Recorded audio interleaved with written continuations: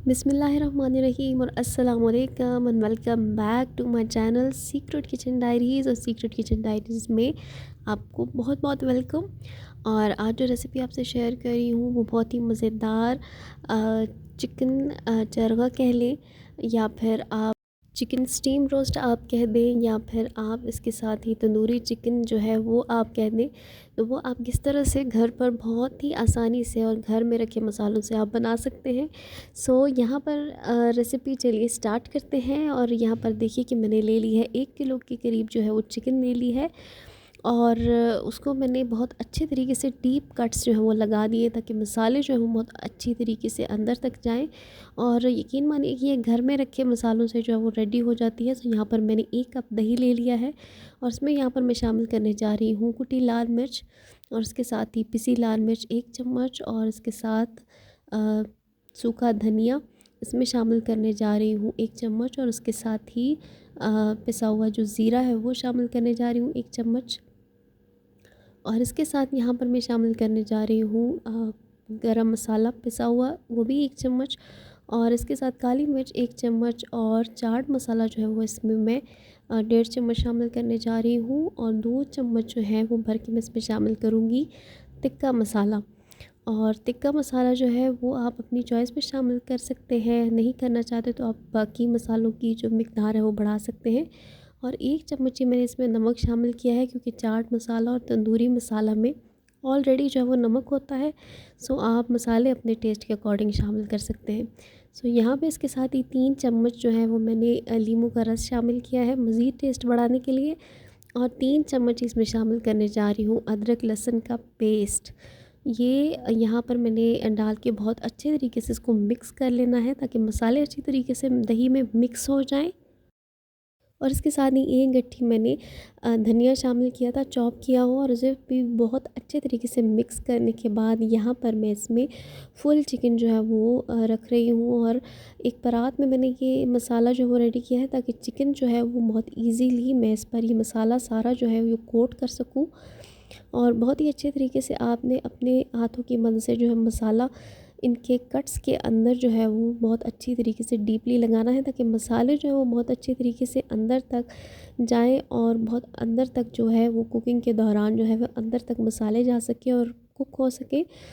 सो यहाँ पर मैंने चिकन के अंदर भी जो है ये मैरिनेशन जो है वो मैंने डाल दी है। और एक टमाटर जो मैंने ले लिया है दरमियान से कट कर लिया था, और वो भी मैंने इसके अंदर जो है वो रख दिया है ताकि ये बहुत ही अच्छा सा इसमें फ्लेवर आएगा। और एक मीडियम साइज़ की प्याज थी जिसको दरमियान से कट करके वो भी मैंने इसके अंदर रख दी है।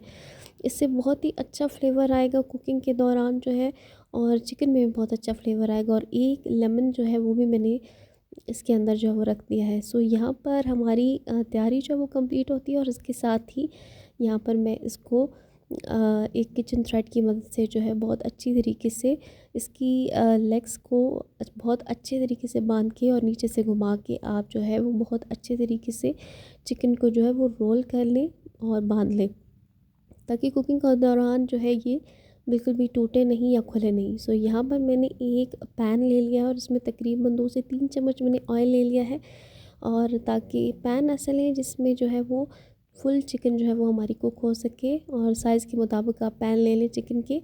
और इसके साथ ही मैंने जो बाकी मैरिनेशन थी वो भी डाल दिया, और एक बचा हुआ जो टमाटर था और प्याज था वो भी मैंने इसमें शामिल कर दिया है। और उसको तकरीबन अब मैं कुक करूँगी इसी पैन में तकरीबन 1 से 1.5 घंटे के लिए, या ये आपकी चिकन पे डिपेंड करता है कि चिकन का पीस छोटा है या बड़ा है। सो आप उसके अकॉर्डिंग जो है वो ये बना सकते हैं। सो यहाँ पर तकरीबन 1 सवा घंटा के बाद यहाँ पर मैं इसे जो है वो देखिए कि ये चिकन की ग्रेवी जो है ये साइड पे जो है वो आ गई है। सो यहाँ पर मैं इसको बहुत अच्छे तरीके से इसके ऊपर फैला दूँगी ताकि ये मसाला भी जो है बहुत अच्छी तरीके से चिकन के साथ ही कुक हो जाए और खुश्क हो जाए। और ध्यान रखिएगा कि क्योंकि चिकन जो है वो एक साइड से ही कुक नहीं करनी, 1 से सवा घंटे के दौरान मैंने इसकी साइड्स जो है वो बहुत अच्छे तरीके से चेंज की थी, और हर तरफ से मैंने साइड्स चेंज करके इसको कुक कर लिया है। और इसके साथ ही जो मसाला चिकन के साथ बच गया था उसमें मैंने एक प्याज और हरी मिर्च जो है वो दरमियान से कट करके डाल दी है। और ये मसाला जो है हमने ज़्यादा कुक नहीं करना, क्योंकि मसाला जो है वो पहले ही ऑलरेडी कुक है। सो यहाँ पर मैं 2 से 3 मिनट के लिए इसको प्याज और मिर्चों को थोड़ा सा कुक होने दूँगी। और 2 से 3 मिनट के बाद देखिए कि सब्ज़ियाँ जो है वो थोड़ी बहुत जो है वो पक चुकी हैं, लेकिन बाकी सब्ज़ियाँ जो है वो फ्रेश हैं।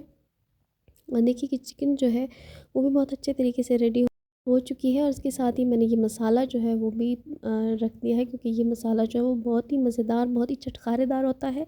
सो यहाँ पर देखिए कि इसके अंदर जो सब्ज़ियाँ रखी थी वो भी बहुत अच्छे तरीके से पक चुकी हैं। और ये लेमन जो है इसके ऊपर आप जो है वो डाल सकते हैं, निचोड़ के इसको खा सकते हैं। और मज़ीद अगर आप इसको मज़ीद चटखारेदार बनाना चाहते हैं तो आप इसके ऊपर चाट मसाला जो है वो भी डालकर इसको सर्व कर सकते हैं। और मैं आपको इसके साथ ही इसकी जो बोटियाँ हैं वो आराम से तोड़ के भी दिखाऊंगी कि ये कितनी मज़ेदार, कितनी सॉफ्ट जो है वो अंदर तक चिकन जो है वो बहुत अच्छी तरीके से पक चुकी है।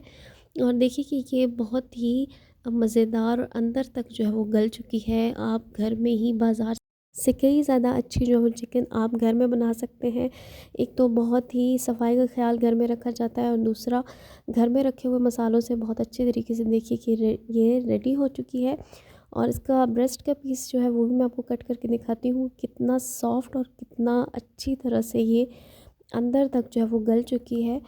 और घर पे आप इसे बनाएं और आप इंजॉय करें। और रेसिपी वीडियो अच्छी लगे तो आप इसे लाइक करें और चैनल को ज़रूर सब्सक्राइब कीजिएगा। और अगर अभी तक आपने चैनल को सब्सक्राइब नहीं किया तो बेल आइकन घंटी का निशान दबाइए, ताकि आपको आने वाली हर वीडियो का नोटिफिकेशन मिल सके।